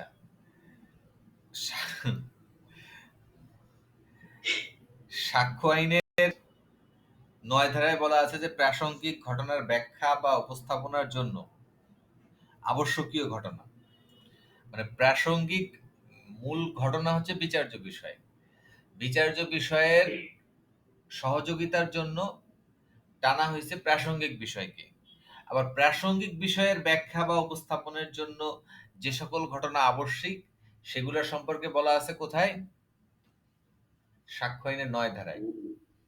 তাহলে উদ্দেশ্য, প্রস্তুতি, পূর্ববর্তী এবং পরবর্তী আচরণ, এই 4টি বিষয় সম্পর্কে বলা আছে সাক্ষ্য আইনের কয় ধারায়? 8 ধারায়। আর প্রাসঙ্গিক ঘটনার ব্যাখ্যা বা উপস্থাপনার, হ্যাঁ 8 ধারা জিজ্ঞেস করলাম যে উদ্দেশ্য, প্রস্তুতি এবং পূর্ববর্তী বা পরবর্তী আচরণ সম্পর্কে বলা আছে কত ধারায়? 8 ধারায়। আর প্রাসঙ্গিক, এখান থেকে প্রশ্ন যেভাবে আসবে সেভাবে বলতেছি আর কি, ঠিক আছে? প্রাসঙ্গিক ঘটনার ব্যাখ্যা বা উপস্থাপনার জন্য আবশ্যকীয় ঘটনা সম্পর্কে বলা আছে কোথায়? উত্তর দেন আপনারা, রেসপন্স না করলে হবে না, তো চুপ করে থাকলে তো হবে না। কোনটা ভাই বুঝি নাই, কতটা বুঝি নাই। বলছি প্রাসঙ্গিক ঘটনার ব্যাখ্যা বা উপস্থাপনের জন্য আবশ্যকীয় ঘটনা, এই আবশ্যকীয় ঘটনা সম্পর্কে বলা আছে কোথায়? শোনো, 9 ধারা মনে রাখবা কি হবে? 9 ধারা হচ্ছে আবশ্যকীয় ঘটনা। 8 ধারা কি? উদ্দেশ্য, প্রস্তুতি। 8 ধারা মনে রাখতে গেলে উদ্দেশ্য ও প্রস্তুতি। 9 ধারা হচ্ছে আবশ্যকীয় ঘটনা। 7 ধারা হচ্ছে কি? যে বিচার্য ঘটনার উপলক্ষ, কারণ বা পরিণাম। ঠিক আছে? 7 ধারা মনে রাখবা উপলক্ষ, কারণ বা পরিণাম। 6 ধারা মনে রাখবা যে প্রাসঙ্গিকতা। তাহলে ডলেবা বলেন তো 6 ধারা কি? প্রাসঙ্গিকতা। 7 ধারা কি? উপলক্ষ, কারণ বা পরিণাম। 8 ধারা কি শামীম? উদ্দেশ্য, প্রস্তুতি। 9 ধারা কি? আবশ্যকীয় ঘটনা। তাহলে ডলিয়াবা 6 ধারায় আবার কি বলেন তো? 6 ধারায় কি? প্রাসঙ্গিকতা। 7 ধারায় কি? 7 ধারা হচ্ছে উপলক্ষ, কারণ, পরিণাম। 8 ধারায় কি? 8 ধারা সামনে বলবো উদ্দেশ্য, প্রস্তুতি। 9 ধারায় কি? আবশ্যকীয় ঘটনা। আচ্ছা, তাহলে স্বামী আবার বলো তো 6, 7, 8, 9 চারটা বলো তো দেখি। প্রাসঙ্গিকতা, উপলক্ষ, কারণ, উদ্দেশ্য, প্রস্তুতি, আবশ্যকীয় ঘটনা। আচ্ছা, তাহলে এখন যদি প্রশ্ন করে যে প্রাসঙ্গিক ঘটনার ব্যাখ্যা বা উপস্থাপনার জন্য আবশ্যকীয় ঘটনা সম্পর্কে বলা আছে সাক্ষ্য আইনের কত ধারায়? 7 ধারায়। হ্যাঁ, আবশ্যকীয় ঘটনা বললাম না আমি? আবশ্যকীয় ঘটনা অবশ্যই 9 ধারায়। আচ্ছা, যে সকল ঘটনা একই কার্যের অংশ সেগুলো প্রাসঙ্গিক বলা আছে কত ধারায়? 6 ধারায়, কারণ প্রাসঙ্গিক ঘটনা কথাটা উল্লেখ করছি। যে সকল ঘটনা বিচার্য ঘটনার উপলক্ষ, কারণ বা পরিণাম সেটা বলা আছে কত ধারায়? 7 ধারায়। 8 ধারায় হচ্ছে উদ্দেশ্য, প্রস্তুতি।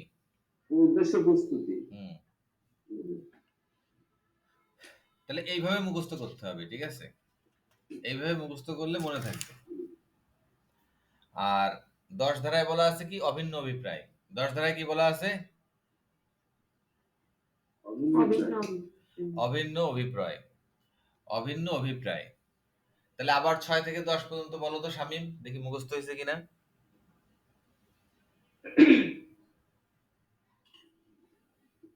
প্রাসঙ্গিকতা, উপলক্ষ, কারণ, উদ্দেশ্য, প্রস্তুতি।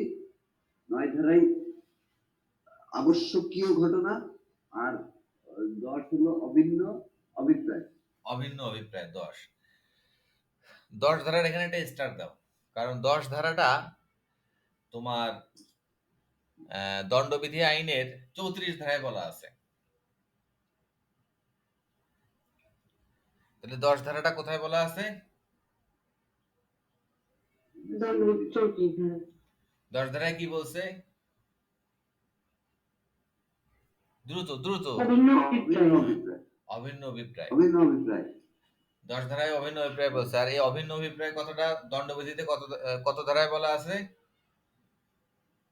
34 ধারা। 34 ধারায়। দণ্ডবিধি 34 ধারায় কি বলা আছে কেউ জানেন? খুব গুরুত্বপূর্ণ কিন্তু, ভেরি ভেরি ভেরি ইম্পর্টেন্ট।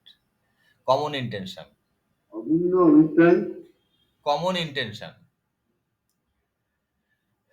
দণ্ডবিধি 34 ধারায় বলা আছে কমন ইন্টেনশন। কমন ইন্টেনশনের বাংলা অর্থ কি? বাংলা অর্থ সাধারণ অভিপ্রায়। সাধারণ অভিপ্রায় বা কমন ইন্টেনশন। দণ্ডবিধিতে যত মামলা হয় সবকিছুর শুরুতে 34 ধারা উল্লেখ করে। হ্যাঁ, 34 ধারা, আর না হইলে কত ধারা? 34 ধারা। 34 ধারা তো একের অধিক ব্যক্তিদের ক্ষেত্রে পড়ে। হ্যাঁ, দণ্ডবিধি 34 ধারা একজনের বেশি যখন কোনো ব্যক্তি থাকে কোনো অকারেন্সের সাথে, তখন 34 ধারা অটোমেটিক পড়ে। সেই 34 ধারা হলো দণ্ডবিধির অভিন্ন অভিপ্রায়ের মধ্যে সাক্ষ্য আইনের অভিন্ন অভিপ্রায়। তাহলে এই দুটো টার্ম কোথায় কোথায় আছে? ওই যে সাক্ষ্য আইনের 10 ধারায় আর দণ্ডবিধির 34 ধারায়। হ্যাঁ, এই সাধারণ অভিপ্রায় যেহেতু কথাটা আসলো, একটু আলোচনা করে দিই, তাহলে মাথায় থাকবে। সাধারণ অভিপ্রায়টা হচ্ছে যে শামীম আর ডলি এই দুইজনে যুক্তি পরামর্শ করলো। যুক্তি পরামর্শ কইরা দেখা যাচ্ছে যে শামীমের বউরে গায়েব করে দিল। শামীম, তোমার বউ আছে নাকি আশপাশে? না।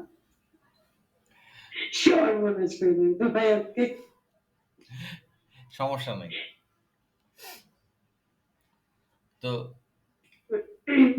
এই শামীম আর ডলি যে এই যুক্তি পরামর্শ করে যে শামীমের বউকে যে খেদায় দিল বাসা থেকে, ঠিক আছে, এই যে দুইজনে মিলে যে একটা অভিপ্রায় করলো না, একটা ইচ্ছা পোষণ করলো না, প্রথমে দুইজনে মিলে আগে একটা কি করলো, একটা ইচ্ছা পোষণ করলো না, একটা অভিপ্রায় ব্যক্ত করলো না যে এক কাজ করে চলো ওরে বাসা থেকে খেদায় দিই। এই যে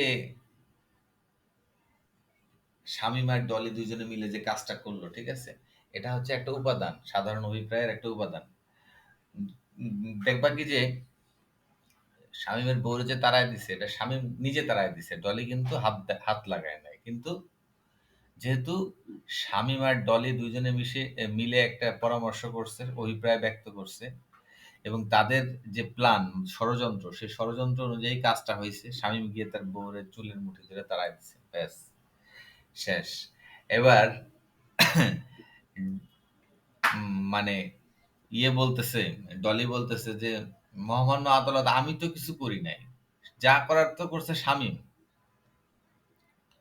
তো আদালত বলবে যে জি না, কারণ কমন ইন্টেনশনের বিধান মতে, দণ্ডবিধির 34 ধারায় বর্ণিত কমন ইন্টেনশনের বিধান মতে তোমরা দুইজনই সমান দোষে দোষী এবং দুইজনেরই সমান শাস্তি হবে, তুমি ঘটনায় থাকো আর না থাকো। যেহেতু তোমাদের তোমার এটার এই ঘটনায় তোমার সাপোর্ট ছিল, তোমাদের একটা মানে যোগ সাজস ছিল, ঠিক আছে, সেহেতু তোমরা দুইজনের সমান অপরাধী, এবং যদি শাস্তি যা হবে দুইজনের সমান হবে। তো এটাই হচ্ছে দণ্ডবিধি 34 ধারা। আর এই 10 ধারায় বলছে কি, অভিন্ন অভিপ্রায় প্রসঙ্গে ষড়যন্ত্রকারীর কথা বা কাজ, ঠিক আছে, ওই যেটা বললাম যে এই কাজটা করতে হবে, এই জন্য ষড়যন্ত্রকারী হচ্ছে এখানে কে? শামীম আর ডলি। তো দুইজনে মিলে যে কথা বলছে, যে কাজ করছে, এটাই হচ্ছে অভিন্ন অভিপ্রায়। ঠিক আছে, মনে থাকবে অভিন্ন অভিপ্রায় কি? আর এই সংখ্যাটা যদি 5 বা ততোধিক হইতো, একের অধিক 4 পর্যন্ত। একের অধিক কয় পর্যন্ত? 4 পর্যন্ত। মানে 4 জন মিলে যদি করে তাহলে 34 ধারায়। কিন্তু 4 জন ক্রস করে যদি 5 জনে চলে যায় তখন সেটা কি হবে? তখন সেটা হয়ে যাবে ডাকাতি। বেআইনি সমাবেশ। ঠিক আছে? মনে থাকবে? 5 জনের অধিক হয়ে গেলে বেআইনি সমাবেশ। 5 জন বা তার অধিক হইলে বেআইনি সমাবেশ। আর তার মানে 1 এর অধিক যদি হয় সর্বোচ্চ 4 পর্যন্ত, মানে 2 থেকে 4 পর্যন্ত হচ্ছে 34 ধারা। মানে কমন ইন্টেনশন। আর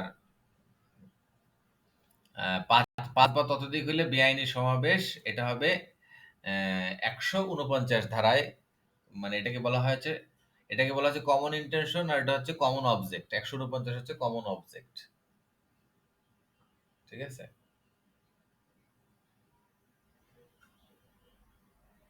কমন অবজেক্ট কি? সাধারণ উদ্দেশ্য। আর কমন ইন্টেনশন কি? সাধারণ অভিপ্রায়। দুইটা জিনিস সেমই। একটা হচ্ছে 34 ধারা, একটা 149 ধারা। দণ্ডবিধিতে বলা আছে। যখন দণ্ডবিধি মাসুদ ভাই পড়াবে তখন আরো ভালো বুঝতে পারবা। তো মোটামুটি ওই বিচার্য বিষয় এবং প্রাসঙ্গিক বিষয় সম্পর্কে এইটুকুই। তারপরে আমরা চলে যাব হচ্ছে বিবৃতি, স্বীকৃতি ও স্বীকারোক্তি। এটা একটা ভেরি ভেরি ইম্পর্টেন্ট চ্যাপ্টার। তো আজকে আমি যে ধারাগুলো আলোচনা করছি সেগুলো কি কি আলোচনা করছি কে বলতে পারবে?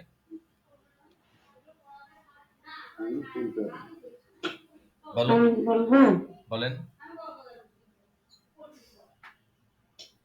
ধারা 3 হচ্ছে ব্যাখ্যা অনুচ্ছেদ, ধারা 4 অনুমান, ধারা 5 হচ্ছে কোন বিষয়ে সাক্ষ্য দেওয়া যায়, ধারা 6 হচ্ছে প্রাসঙ্গিকতা, ধারা 7 হচ্ছে উপলক্ষ, কারণ বা পরিণাম, আর ধারা 8 হচ্ছে উদ্দেশ্য প্রস্তুতি, ধারা 9 হচ্ছে আবশ্যকীয় ঘটনা, আর ধারা 10 হচ্ছে ভিন্ন অভিপ্রায়। হ্যাঁ, এইটুকুই। ঠিক আছে? আর 11 ধারাটা একটু মাথায় রাখেন, কারণ 11 ধারাটা লাগবে হচ্ছে যখন আমরা সাক্ষ্য আইনের 103 ধারায় প্লে অফ এলিবি পড়াবো। ঠিক আছে?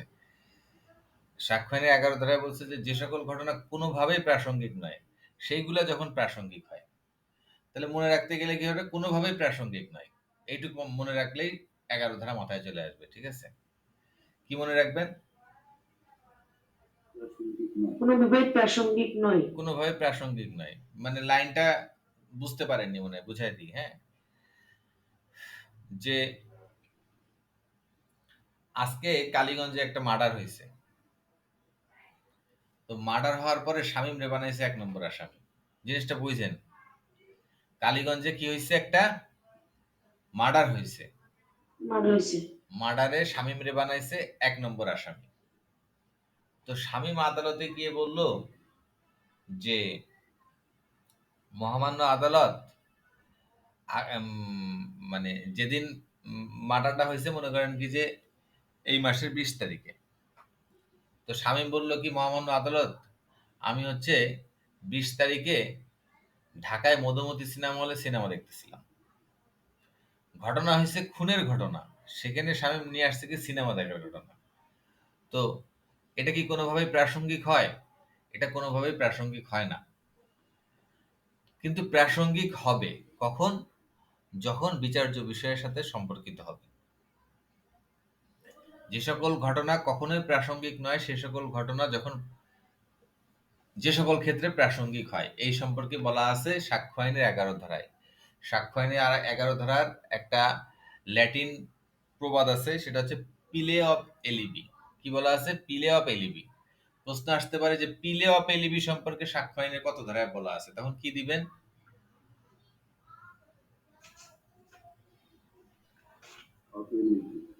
পিলে অফ এলিবিটা কি? অন্যত্র থাকার অজুহাত। যে খুন হয়েছে শামীমের বিরুদ্ধে, খুনের অভিযোগ আনছে, শামীম অন্যত্র ছিল। ঠিক আছে? অন্য জায়গায় ছিল, সেই একটা অজুহাত নিয়ে আসছে। সে অন্যত্র থাকার অজুহাত হচ্ছে পিলে অফ এলিবি।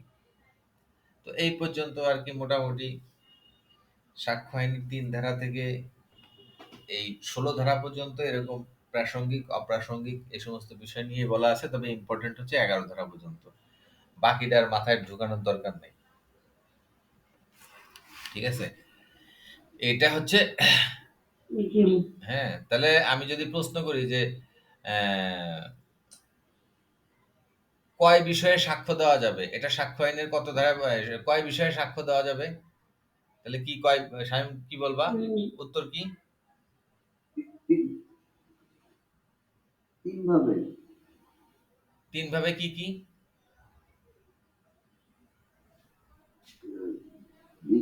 বিচার্য বিষয়, প্রাসঙ্গিক বিষয়, আর আরেকটা হচ্ছে কয়টি বিষয়ে সাক্ষ্য দেওয়া যাবে? দুইটি বিষয়ে, বিচার্য বিষয় আর প্রাসঙ্গিক বিষয়। দুইটি বিষয়। হ্যাঁ, কত ধারায় বলছে? তিন ধারায়। 5 ধারায়। 3 ধারায় তো 5 ধারা বলছে। 3 ধারায় তো বলছে ব্যাখ্যা সমূহ। ও, মনে পড়ছে না, পড়ে আসতে বলছিলাম, পড়ে আসছে। হ্যাঁ, আমি সাক্ষ্য আইনটা পড়ি নাই। না পড়ে আসলে ধরে কিন্তু তামা দিয়ে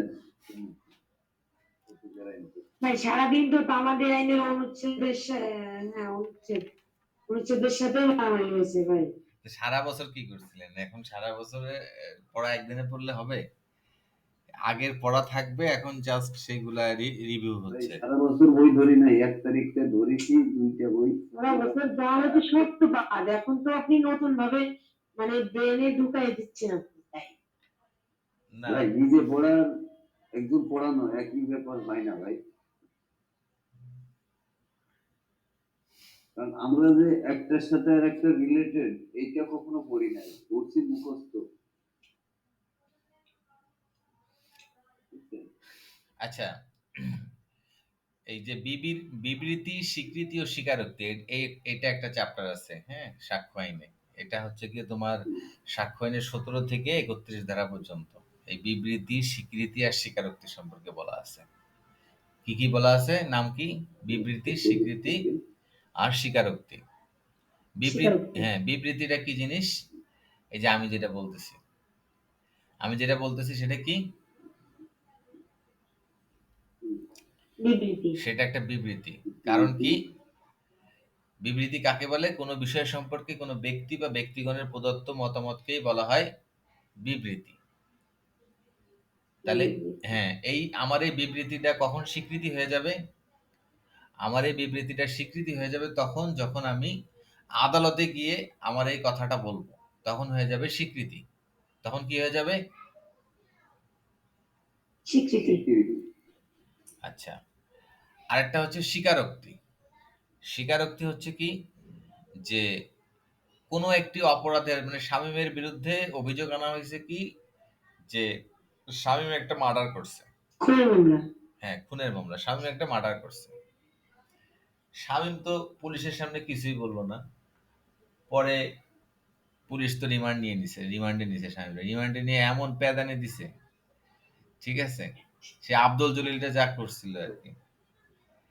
পরে শামীম কই যে আমারে আর কিছু কইরেন না, আমি সব স্বীকার করে দিতেছি। ঠিক আছে, তখন বললো আচ্ছা ঠিক আছে, ম্যাজিস্ট্রেটের সামনে যা যা বলছি, যা যা বলতে বলবো ম্যাজিস্ট্রেটের সামনে গিয়ে ঠিক তাই তাই বলবি। শামীম গিয়ে ম্যাজিস্ট্রেটের সামনে গিয়ে বললো কি যে হ্যাঁ মহামান্য ও, আদালত বা মাননীয় ম্যাজিস্ট্রেট, আমি খুন করছি। আসলে কিন্তু সে খুন করে নাই। তারপরেও সে খুনের যে স্বীকারোক্তি দিছে, এটাকে বলা হয় হচ্ছে স্বীকারোক্তি বা দোষ স্বীকারোক্তি। ঠিক আছে, তো স্বীকারোক্তি আমরা পাইলাম কি? 3টা টার্মস: বিবৃতি, স্বীকৃতি, স্বীকারোক্তি। আমরা যদি বইয়ের ভাষায় বলি তাহলে কি? কোনো বিষয় সম্পর্কে কোনো ব্যক্তি বা ব্যক্তিগণের প্রদত্ত মতামতকেই বলা হয় বিবৃতি। এটা মুখস্থ করতে হবে। আর স্বীকৃতি কাকে বলা হয়?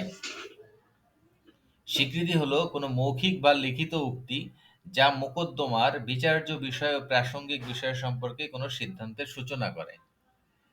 এই টার্মটা মুখস্থ রাখতে হবে, স্বীকৃতি। স্বীকৃতির ইংলিশ কি ডলি আপা? বিবৃতি স্বীকৃতি লিখিনি ভাই। ও বিবৃতি আচ্ছা, বিবৃতি কোনো ব্যক্তি কোনো বিষয় সম্পর্কে লেখেন, কোনো বিষয় সম্পর্কে। শামীমের কাছে তো নোট আছে। শামীম, তোমার নোটটা ডলি আপারে দিও, ফটোকপি করে নিয়ে নেবে।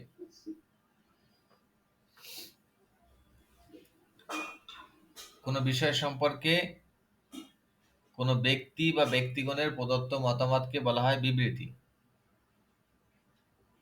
শামীম তুমি লেখো, লিখলে একবার লেখা হ্যাঁ, 10, লিখছি ভাই। হ্যাঁ একবার লেখা 10 বার পড়ার সমান কাজ করে। কোনো বিষয় সম্পর্কে কোনো ব্যক্তি বা ব্যক্তিগণের মতামতকে বিবৃতি বলে। জীবনের মতামতের বিবৃতি। হুম। মতামত। তাহলে বিবৃতি কি? এক ধরনের মতামত। আর স্বীকৃতি কি? মতামত। স্বীকৃতি কি? এই মতামতটা যখন কোনো বিচার্য বিষয় ও প্রাসঙ্গিক বিষয় সম্পর্কে ইঙ্গিত বহন করে তখন তাকে বলা হয় স্বীকৃতি। লেখেন, বিবৃতি যখন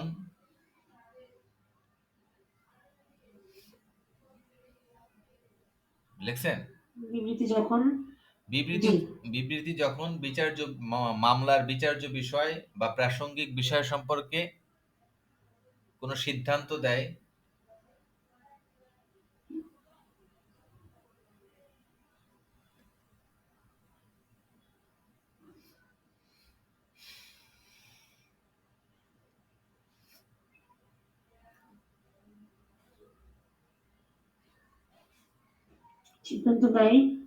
সিদ্ধান্ত দেয় তখন তাকে বলা হয় স্বীকৃতি।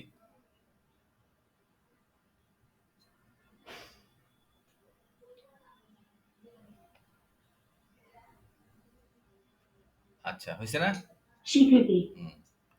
আর এই এই জি আর এই স্বীকৃতি যখন আদালতের সামনে নিজের দোষ স্বীকার করে দেয় তখন তাকে বলা হয় স্বীকারোক্তি। স্বীকৃতি যখন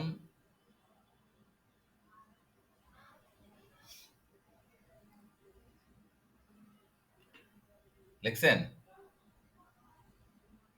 জি কি লিখছেন? স্বীকৃতি যখন আদালতের সামনে অস্বীকার করেন।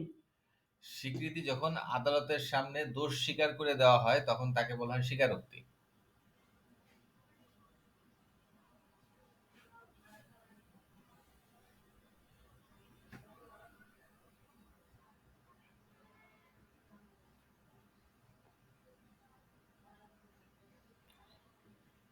তখন তাকে বলা হয় স্বীকারোক্তি।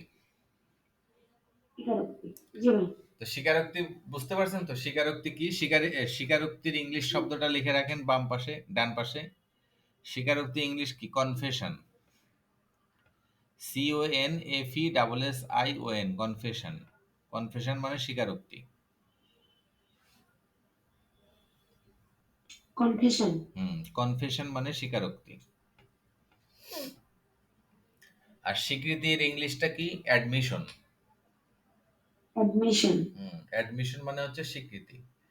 অনেক সময় আপনাকে ইংলিশেই বলবে অ্যাডমিশন, স্বীকৃতিটা বলবে না, ঠিক আছে? অ্যাডমিশন বলবে, তখন তো মাথা আওলায় যাবে যে অ্যাডমিশন কই পাইলো আবার? অ্যাডমিশন সারা বই পড়ছি, সাক্ষ্য হয়নি, অ্যাডমিশন নামে তো কোনো শব্দ শুনি নাই। তো আপনি আসলে শুনছেন কি? স্বীকৃতি, কিন্তু বলা হইতেছে অ্যাডমিশন। এই জন্য অ্যাডমিশন মানে স্বীকৃতি, এই কথাটা মুখস্থ করতে হবে, কারণ এইগুলা ঘুরে ফিরে সমস্ত বইতে আসবে।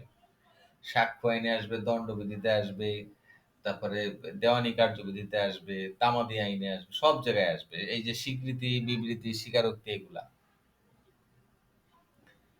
আচ্ছা, বিবৃতি। হ্যাঁ, বিবৃতির ইংলিশটা। ও বিবৃতির ইংলিশটা তো এখানে দেওয়া নাই। তো বিবৃতির ইংলিশটা দাঁড়ান আমি আপনাকে বলতেছি। বিবৃতির ইংলিশটা দাঁড়ান এক মিনিট।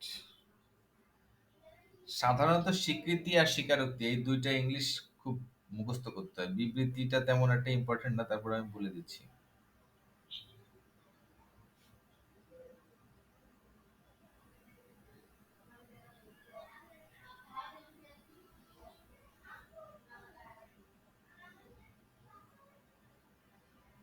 আচ্ছা, আমি আলোচনা করতে থাকি। তো বিবৃতি, স্বীকৃতি আর স্বীকারোক্তি তিনটা জিনিস তো পারলাম, আমরা পড়লাম। আর স্বীকারোক্তি কয় প্রকার?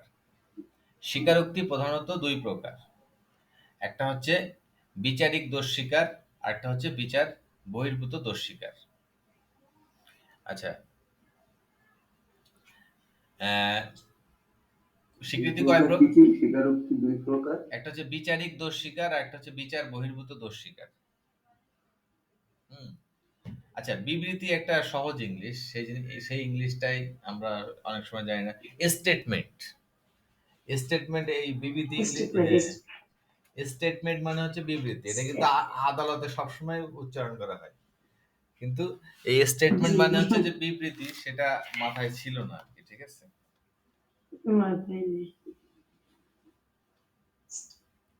তাহলে স্টেটমেন্ট মানে বিবৃতি, স্বীকৃতি হচ্ছে অ্যাডমিশন, আর স্বীকারোক্তি হচ্ছে কনফেশন। এই তিনটা ইংলিশ কিন্তু মুখস্থ করে আর কি। ঠিক আছে,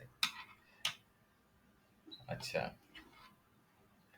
তাহলে স্টেটমেন্ট, অ্যাডমিশন, কনফেশন। স্বামী বলো, statement, admission, confession. Statement, admission, confession. Confession. Statement, admission, confession, 5 বার বলো। Statement, admission, confession. Statement, admission, confession. Confession.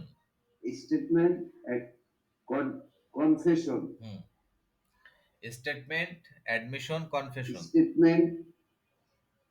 Statement, admission, confession. Confession.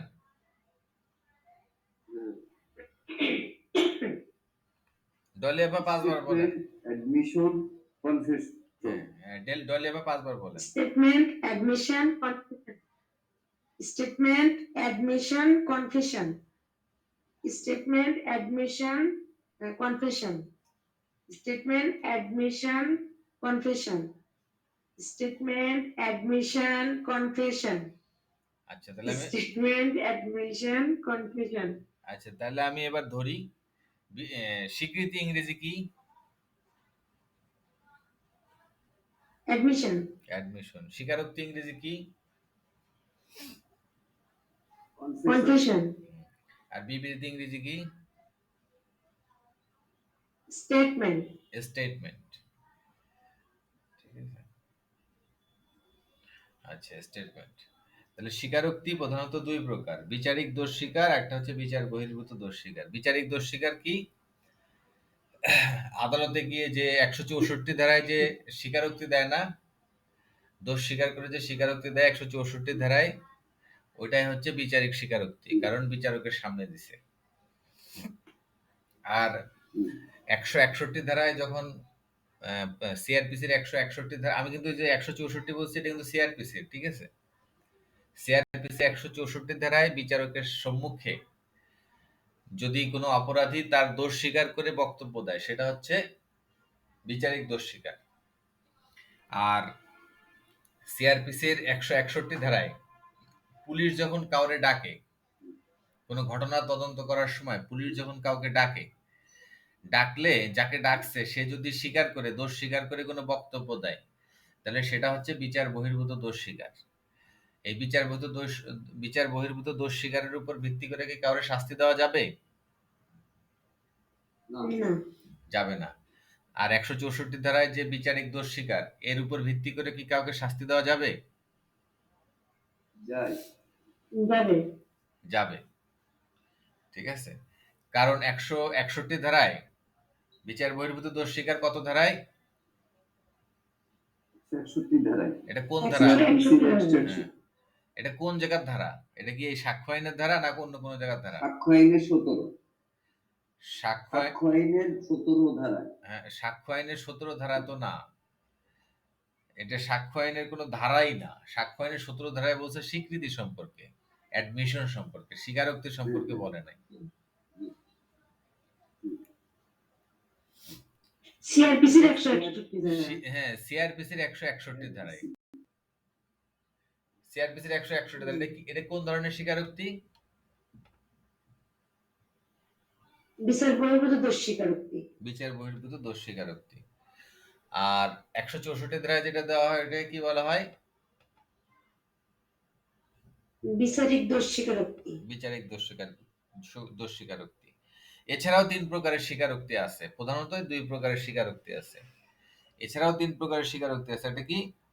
নিজেকে জড়িয়ে দোষ স্বীকার, অন্যকে জড়িয়ে দোষ স্বীকার, আরেকটা হচ্ছে প্রত্যাহারকৃত দোষ স্বীকার, মানে স্বীকার করছে আমি খুন করছি, আবার আদালতে গিয়ে বলতেছে কি যে না আমি আমি খুন করি নাই, এই আমি যে আগে যে স্বীকারোক্তি দিয়েছিলাম এটা প্রত্যাহার করে নিছি। এটা হচ্ছে প্রত্যাহারকৃত স্বীকারোক্তি, এটাও সে করতে পারবে। 164 ধারায় ম্যাজিস্ট্রেটের কাছে যে স্বীকারোক্তিমূলক জবানবন্দি দিচ্ছে, পরবর্তীতে বিচারিক আদালতে গিয়ে বলছে যে না ওই স্বীকারোক্তি আমাকে জোর করে দেওয়ানো হয়েছে, ঠিক আছে, ওই স্বীকারোক্তি আমি প্রত্যাহার করতেছি। এটা হচ্ছে প্রত্যাহারকৃত স্বীকারোক্তি। আর নিজেকে জড়িয়ে দোষ স্বীকার, হ্যাঁ, নিজেকে জড়িয়ে দোষ স্বীকার মানে স্বামী বলতেছে কি যে ইমরান ভাই খুন করছে, তবে আমিও সাথে ছিলাম, এটাকে হচ্ছে নিজেকে জড়িয়ে দোষ স্বীকার। আর আরেকটা হচ্ছে অন্যকে জড়িয়ে দোষ স্বীকার, বলবে কি ইমরান ভাই আর ডলি আপা দুজনে মিলে খুন করছে কিন্তু আমি কিন্তু ছিলাম না, এটা এক ধরনের স্বীকারোক্তি, ঠিক আছে, এটাও স্বীকারোক্তি। তো এটা হচ্ছে 3 ধরনের স্বীকারোক্তি পাইলাম। আর প্রধানত 2 প্রকার পাইলাম, বিচারিক আর এটা হচ্ছে বিচার বহির্ভূত। আমাদের আপাতত আজকে আলোচনা এখানেই শেষ। এটা অনেক ব্যাপক আলোচনা, আর যেহেতু তোমরা পড়ে আসো নাই, ঠিক আছে, যেন আমাদের 17 পর্যন্ত হয়েছে। 17 পর্যন্ত এই এই স্বীকৃতি পর্যন্ত হয়েছে ধরে নাও। আমরা নেক্সট 18 তারিখ ভাই বিচার ভাই বিচারিক দোষ স্বীকার যেটা, হ্যাঁ, ওটাকে 3 ভাবে বিভক্ত করলেন, ওইটা একটু আরেকটু বলবেন? বিচারিক দোষ স্বীকার আমি বলছি কি যে স্বীকারোক্তি প্রধানত 2 প্রকার, একটা হচ্ছে বিচারিক স্বীকারোক্তি আর একটা হচ্ছে বিচার বহির্ভূত স্বীকারোক্তি। বিচারিক স্বীকারোক্তি কোনটা? 164 ধারায় ম্যাজিস্ট্রেটের সামনে যে স্বীকারোক্তি দেওয়া হয়। আর বিচার বহির্ভূত স্বীকারোক্তি কোনটা? পুলিশের কাছে যখন কোনো অপরাধী সাক্ষ্য দেয় 161 ধারায়। এটা হচ্ছে বিচার বহির্ভূত স্বীকারোক্তি। আর এছাড়াও 3 প্রকারের স্বীকারোক্তি আছে, সেটা হচ্ছে যে মানে নিজেকে জড়িয়ে দোষ স্বীকার, নিজেকে না জড়িয়ে অন্যকে জড়িয়ে দোষ স্বীকার, আরেকটা হচ্ছে প্রত্যাহারকৃত দোষ স্বীকার। এই যে এই এই 17 ধারা পর্যন্ত তোমরা আলোচনা করে এখন যদি কোনো প্রশ্ন থাকে করতে পারো।